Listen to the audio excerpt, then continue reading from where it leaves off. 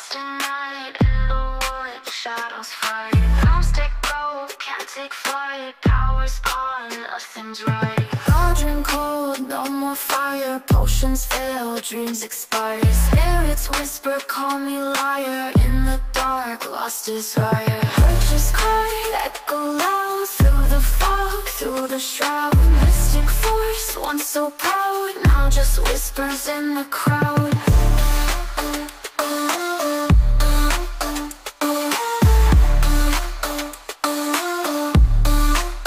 Babalan TV. Hi Air Signs! Welcome po sa inyong reading. So this is for October the 13th to October the 16th reading. Para po sa mga bago, don't forget to click the subscribe button, smash the like button, comment below if you resonate, and hit the notification bell. Kung gusto nyo pong sumali sa ating live sessions, dun po yan sa ating kabilang channel, that is Babaylan TV. Yan po ang ating unang channel catered for our international audience, no? So kung gusto nyo pong sumali, you're very much welcome, and nag-re-release din po tayo ng bagong videos doon, no? So you might want to check on it. I want you to know, air signs, that this is a general reading. So you may resonate with the entire reading, or you may resonate with some bits and pieces of the reading. Take what's only yours. So, air signs, ang nakikita natin dito, parang yung may taong binabago yung sarili nila dahil gusto nilang maging somehow perfect, no? Para sa'yo. Sabihin natin, kung itong taong to medyo troubled yung past, magulo ang buhay dati, parang gusto niyang patunayan na kaya kong magbago, karapat-dapat akong ibigin, no? I'm willing to do everything. Again, hindi ko yun ginagawa dahil sinabi mo sa akin. Or probably, sige, nag-request, pero more of willingness, no? Gustong-gusto ko yung ipapakita sa'yo na I'm doing this because of you, no? Parang inaalay niya itong mga pagbabagong buhay niya dahil sa'yo. Troubled past doesn't always necessarily mean na basagulero, no? Pwedeng sige, oo. Troubled past can be as shallow as makasarili, sabihin natin hindi masyadong, they don't care about themselves, no? Parang happy-go-lucky, no? Ang buhay ko is for today. I'm not thinking about the future. Ayan, up to the extent of siguro dating nagbibisyo, no? To whatever shape or form. Pero ang sabi niya, simula nakilala kita, you changed me. You changed me for the better. And parang, I am thanking you for giving this chance, no? Of, parang ipinakita mo sa akin na meron palang pwede pang magagandang nangyari or mangyayari pa, no? Sa buhay ko, sa future, 'di ba? Siguro sabihin natin scammer, no? Or nagtutulak, no? Palasugal, yan, sabungero, what have you, palainom, palabarkada. Pero parang nung nakita ka niya, nagkaroon siya ng direction, no? Parang sinasabi dito, gagawin ko to, parang it's time, parang nakakita ko ng sign, no? Parang ikaw ang kanyang lucky charm or angel. So parang nakikita rin niya dito, eto na yung taong para sa akin. Hindi ko napapalagpasin yung mga pagkakataon na pwede kong makuha, no? Sa pamamagitan ng pagtuwid ng daan, no? Pagtuwid ng daan ko, yung sarili kong daan. siguro nandito din yung part na bumalik siya ng pag-aaral, bumalik siya ng trabaho, naliligo na siya palagi, no? Para mas mukhang gusto niya presentable. You know, these actions, hindi naman siya nasusukat kung gaano kaliit or kung gaano kalaki, no? Nakikita mo yung, siguro ikaw din nagtatanong sa sarili mo, ano kaya nakain nitong taong to? Hindi. Wala siyang nakain, no? Ikaw talaga yung pinakadahilan bakit siya ganyan? Bakit siya nagbabago? Bakit napapabuti yung buhay niya? Ang sabi nga ng I think that is don't quote me on this ha. Yung mga yung mga kalaban ng Nazi before, not sure, parang mga German something, no? Yung mga nandun sa camp, no? Ang Jews, there you go. Sabi ng mga Jews, this is a quote from them, na if you save one soul, you saved humanity. So, ang ganda. Parang isa ka ngang anghel dahil meron kang napabuting buhay, no? Without you knowing. Naging hero tayo ngayon. With the Eight of Cups, the Knight of Cups, and the Devil card. Siguro, ang nararamdaman nitong taong to before sakluban na ako ng langit at lupa, no, nawalan to ng pag-asa. Meron siguro tong napagdaanan na, again, pwedeng ikaw to, pwedeng ikaw yung person na binabasahan ko ha, you can switch off the energies. Parang ang sabi dito, nawala na ng kulay yung mundo ko. Siguro meron silang mga mahal sa buhay na maagang nawala, hindi pa ready, parang nabigla sila, no? Kaya pati yung pagmamahal nila sa sarili nila nawala. Ang nakikita ko dito, intentional, no? Feeling ko nagpapapansin ito sa mga tao. Sabihin natin kulang sa aruga, no? Hindi nabibigyan ng tamang attention, affection, hindi nabibigyan ng tamang pangaral, no? So, naging guidance counselor ka patuloy. Ayan. Actually, maganda naman yung mga ginagawa mo. Walang, ito bang taong to, no? Maiisip ba na magbago, butihin ang buhay niya kung hindi maganda yung impluwensya mo sa kanya? For a few numbers of you, or yung small percentage, no? Hahapyawan ko lang ha. This is general reading naman.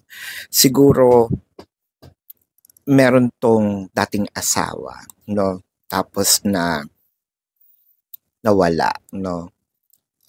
Hindi nila kinaya, or merong family, family members, magulang, kapatid, or anak, what have you, no? Pero parang ikaw yung nagbigay ng pag-asa sa kanya. Kudos doon. For the larger percentage, it's more of baka din nawala yung trabaho, no?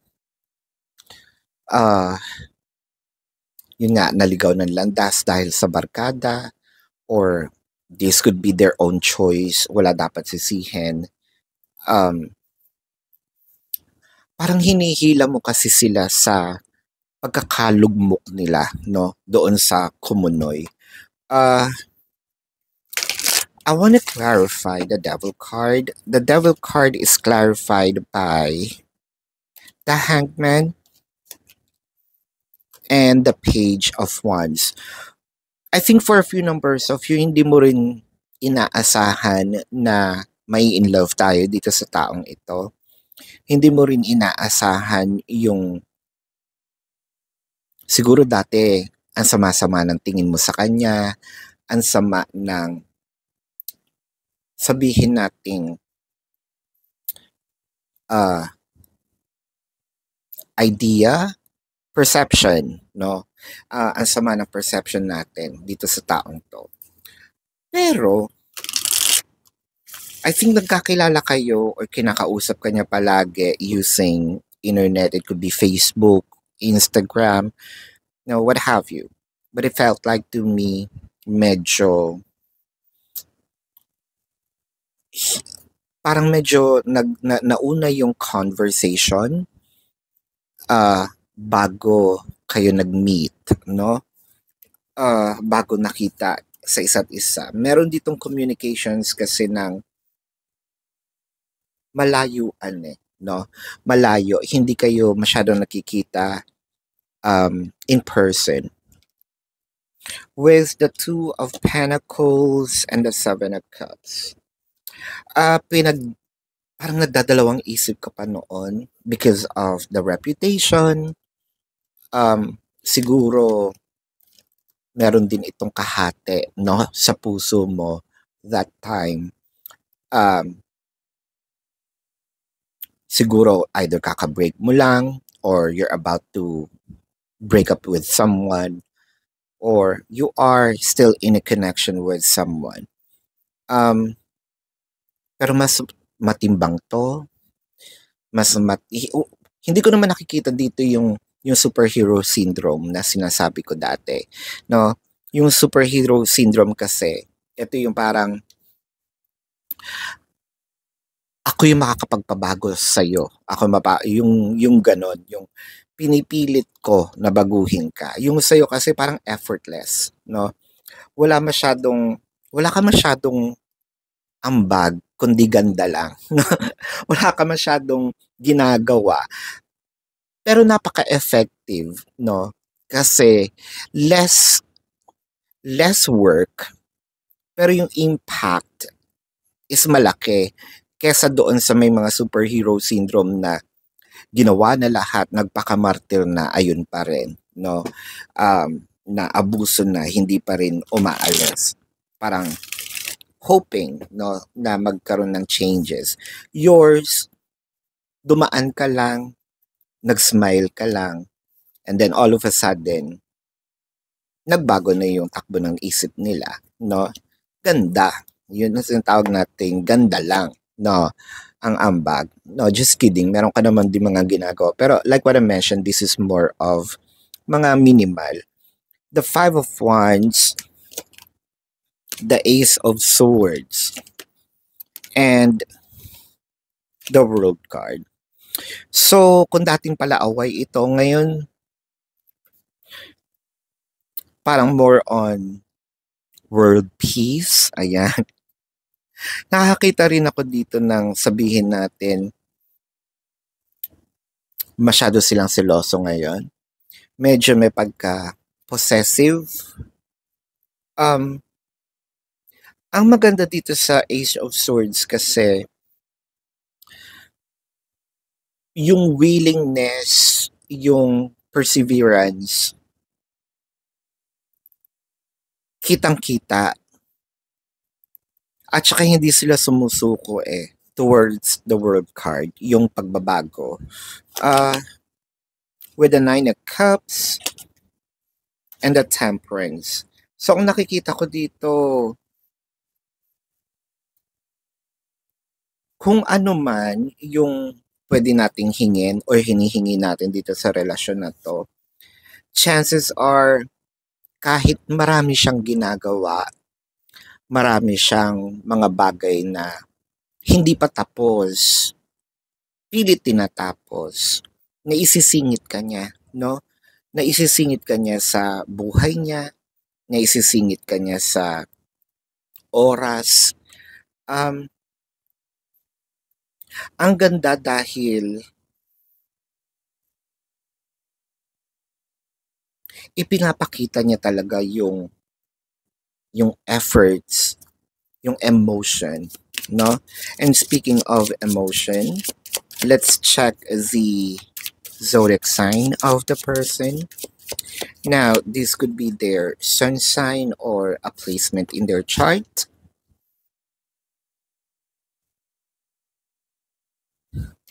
I wish we could be together forever, and my love for you is stronger than ever. Ayan. So, parang nakita niya na yung taong para sa kanya, which is ikaw, no? At hinihiling niya na sana forever na ito, panghabang buhay na, no?